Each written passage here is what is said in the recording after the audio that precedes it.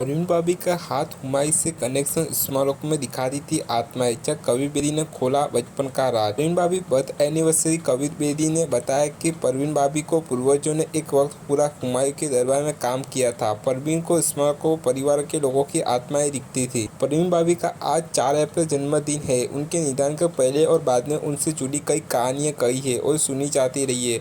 Doctors के मुताबिक परवीन को पैरानोइड सिजोफ्रेनिया था। उन्हें ऐसा लगता था कि कोई उनके खिलाफ साजिश रच रहा है या उन्हें खान से मान जाना चाहता है। परवीन के जीवन में कई ईद रहे हैं, जिनमें से कबीर बेदी भी एक है। शादीशुदा कबीर बेदी का दिल परवीन पर आ गया था।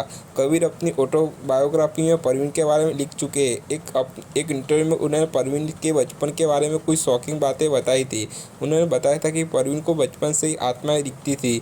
कबीर बेदी ने अपनी किताब स्टोरी म्यूजिकल टेल थी emotional journey of a actor में परवीन भाभी और अपनी ज़िंदगी से जुड़े कई राज खोले हैं। किताब छपने से पहले बॉलीवुड हंगामा को दिए इंटरव्यू में कबीर ने परवीन भाभी पर बात की थी। कबीर ने कहा था कि उनकी परवीन की समस्या बचपन में ही शुरू हो गई थी, क्योंकि उन्हें अपने घर के आसपास स्मारकों में आत्मा दिखती थी। यह आत्माएं उनके पारिवारिक इतिहास से भी थी। एक वक्त पर उनके खानदान ने हुमायूं के यह काम किया था।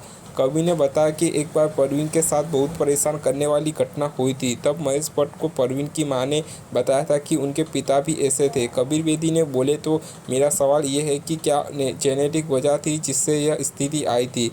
कबीर ने कहा कि परवीन ने 1980 में पहाड़ छोड़ दिया था और कुछ साल बाद लौटी थी। उनके बारे में बहुत कुछ ऐसा लिखा गया कि इमोशनली टूट गई थी। परवीन भाभी का निधन 20 जनवरी 2005 को हुआ था। उस वक्त 50 साल की थी। परवीन को डायबिटीज़ भी थी। उनकी मौत का किसी को पता ही नहीं चला। उनकी लाश 3 दिनों तक कमरे में पड़ी रही थी।